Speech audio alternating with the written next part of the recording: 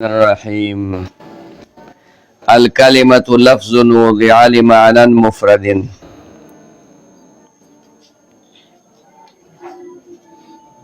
دینه مخکې مونږه چې کومې خبرې وکړې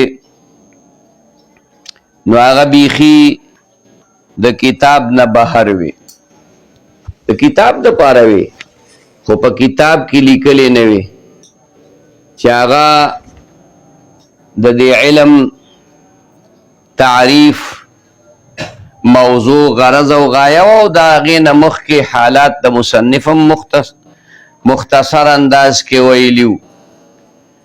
دلته اوس مونږ کتاب ته راکوشو نو وایي چې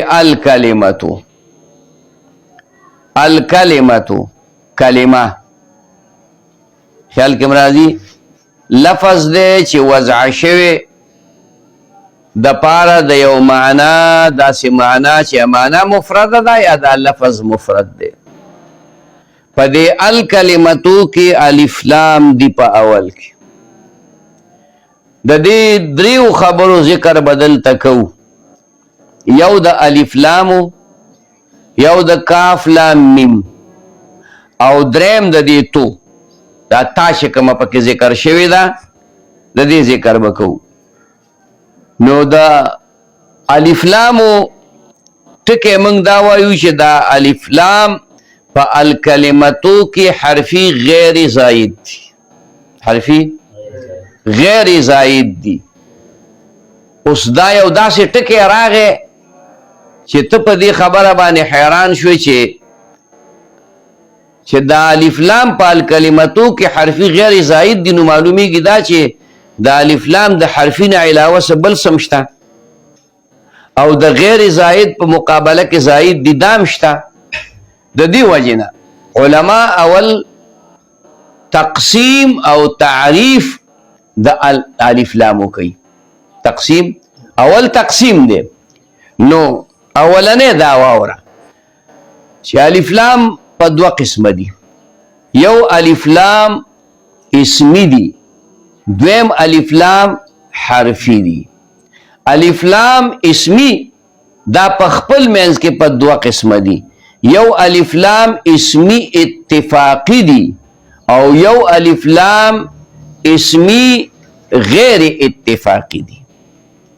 الف لام اسمی اتفاقی دی ته ویل کیږي چې داخليږي په اسم فاعل او اسم مفعول باندې په اتفاق د ټولو عالمانو، او الف لام اسمی غیر اتفاقی یعنی اختلافی، د اتفاقی مقابله کې صحیح اختلافی، دا داخليږي په صفت مشبہ باندې په نزد بعض عالمانو.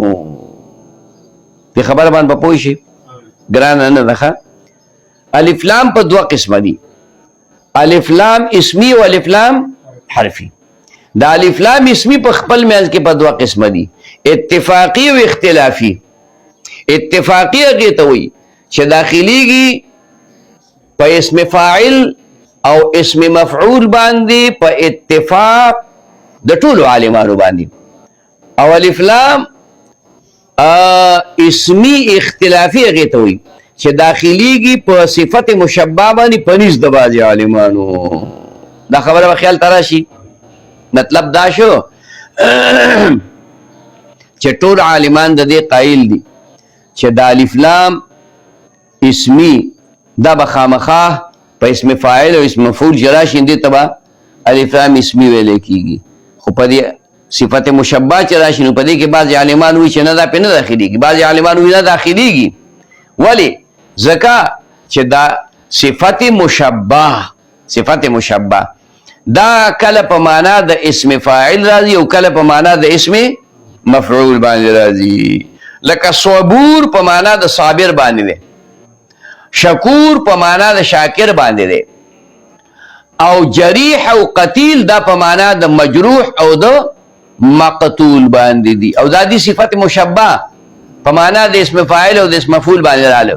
خیال کې مراله خالی او چې څوک یې نه پیدا کېږي نو ګوره د دې اسم فاعل او د صفت مشبہ په منځ کې فرق دی. اسم فاعل په دې خپل معنا دلالت کوي په طریقې د حدوث باندې، په دې پوهیږم، او صفت مشبہ په دې خپل معنا دلالت کوي په طریقې د ثبوت باندې. الکه دا څنګه ته وایې چې زید آکلون،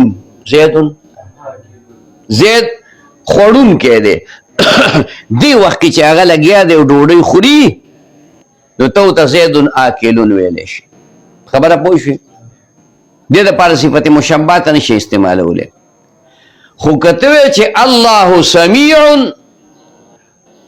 الله اوریدونکی دی، الله نو بعیده الله په هر حالت کې اوریدونکی. که ته خبرې کې هم الله اوري. هلکه څنګه ستا په دېړه کې څه دي که نه دي نو هغه الله اوري که نه، د هغې علم الله ته شته که نه.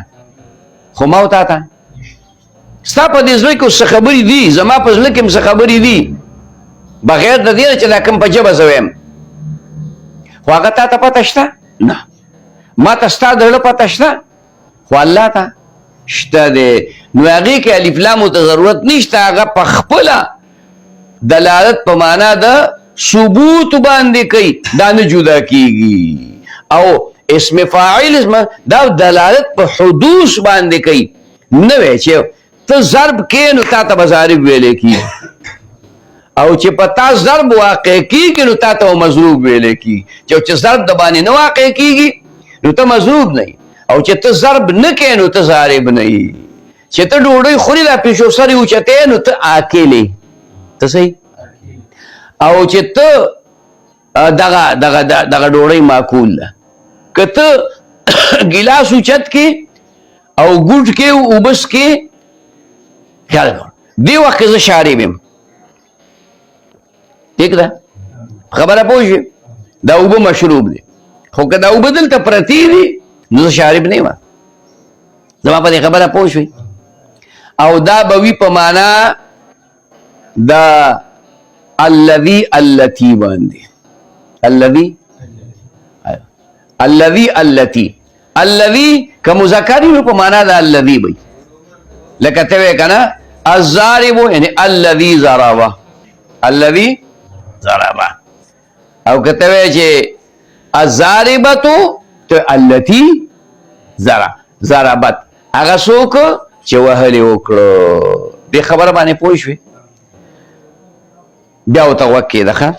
الف لام په دوه قسمه دي، یو الف لام اسمي دي، بل الف لام حرفي دي. الف لام اسمي هغې ته ویلی کېږي چې داخليږي په اسم فاعل. دا په دوه قسمه باندې دي، یو اتفاقی دي بل اختلافي دي. اتفاقی هغې ته ویلی کېږي چې داخليږي په اسم فاعل مفعول باندې په اتفاق د عالمانو په معنا د الذي التي باندې وي، که دا د مخکې ویم ټیک دی. او اختلافي هغې ته ویلی کېږي داخليږي په صفت مشبہ په نزد د بعضې علماو، دا هم په معنا د الذي التي باندې. ښه جي. دویم الف لام حرفي دي. الف لام دا الف لام حرفي په دوه قسمه باندې دي، یو الف لام حرفي زائد، بل الف لام حرفي غیر زائد. زائد هغې ته ویلی کېږي چې د هغې په وجه په کلمه کې د هغې د کلمې په معنا کې زیادت نه راغلی، کلمې معنا کې. او غیر زائد هغې ته ویلی کېږي چې د هغې په زیادت سره په معنا د کلمه کې زیادت راغلی وي، زیادت راغلی وي. بیا دا غیر زائد دا چې کومه دی نو په دوه قسمه دي، لازم الکلمه دا زائد او غیر لازم الکلمه دا زائد په دوه قسمه دي. ښه څه شی زائد او غیر زائد خو نه پېژنه که زائد هغې ته وایي چې د هغې په وجه په معنا د کلمه کې زیادت نه راغلی، د دې لفظ نه په خپله معلومیږي که لاله. او غیر زائد هغې ته وایي چې د هغې د زیادت په وجه باندې په معنا د کلمې کې زیادت راغلی شابه نره. بیا دا زائد په دوه قسمه باندې دي، لازم الکلمه غیر لازم الکلمه. لازم الکلمه د کلمې سره لازم وي، د کلمې سره نه جدا کیږي تنه، او غیر لازم الکلمه لازم نه د کلمې سره کله کله ته جدا کیږي. په خبره پوه شئ. بیا دا لازم الکلمه دا په دوه قسمه باندې دي، یو عوضی دي یو غیر عوضی دي. یو عوضی دي دا لازم الکلمه نه دي، دا یو عوضی دي بل غیر عوضی. عوضی لکه الف لام شو په لفظ د الله کې، الف لام شو ځکه دا په اصل کې الہونو سو، بیا په دې باندې الف لام داخل شو نو ال الہ شو. ال د الہ د حمزه د حرکت ته مخکې د ال د لام ته ورنقل ک، حمزه د حذف کړه نو ال الہ شو. څه شو؟ نو بیا دا یو لام دی په بل کې مدغم کنو الله ته نه جوړ شو. دا الف لام زائد دی، خیال کې مراله، او لازم الکلمه دی. سری لازم الکلمه دی، چرتا د الله لفظ نه دا الف لام نه جدا کیږي. ها که څوک الہون وي هغه جدا خبره ده. ادا څنګه ده چې دا الہون ته د دې لفظ د الله نه د الف لام لرک نه نه نه د هغې نه لرکړی. ښه د الله نه الف لام نه جدا کیږي. او دویم هغه دي چې هغه غیر عوضی دي. څه دي؟ لکه النجم، په النجم کې الف لام راغلي دي چې په عوض کې نه راغلي.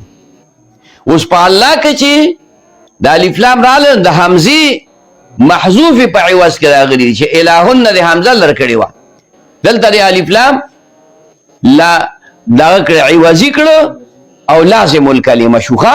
لازم دي کلمه، عوضیم دي لازم الکلمه. النجمو کې دا غیر عوضی دي، عوضی نه دي او لازم الکلمه په دې وجه باندې چې د النجم نه جدا کیږي. نو خبره باندې پوه شوې. بیا دا غیر لازم الکلمه دا غدي چې د کلمې سره لازم نه دي، کله کله د کلمې نه جدا کیږي. لکه الف لام شو په الناس کې، الناس کې د الف لام عوضی دي ښه ځکه دا په اصل کې اوناسونو سو، نو هغه حمزه حذف شو، د هغې په عوض کې الف لام راغلی نو الناس ته نه جوړ شو. څه ته جوړ شو؟ الناس ته. د الف لام لام د ناس په نون کې مدغم شو نو الناس دا ته نه جوړ شو. نو دا عوضی دي، عوضی دي خو غیر لازم الکلمه دي. لازم الکلمه نه دي ځکه چې دا الناس په ځای باندې ته ناسون ویلی شي، ته اناسون ویلی شي. خبره باندې پوه شوې؟ ښه. او غیر عوضی چې هغه راغلي وي د چا په عوض کې نه، په الناس کې عوضی دي که نه، د چا په عوض کې شو که نه، دا چا په عوض کې به نه. لکه دا یو مثال خلک ذکر کوي، یا الغلامان اللذان فرا، یا الغلامان. په الغلامان کې د الف لام راغلي دي، د چا په عوض کې نه دي راغلي ښه. او لازم الکلمه هم نه دي ځکه چې تسنیه باندې الف لام داخل شي که نه، تسنیه باندې الف لام داخل شي نو بیا د هغې معنا یا حرف ندا په هغې نشي راتلی. او معرب باللام شو، معرب باللام باندې چې یا حرف ندا داخله نو یا ایها الناس او یا ایها الذین آمنوا یا داسې به وایي. خبره پوه شوې؟ او دلته ویلي یا الغلامان یا الغلامان، دا چا په عوض کې نه دي، لازم الکلمه هم نه دي. دا خبره په خیال کې راشي. بس ته دی.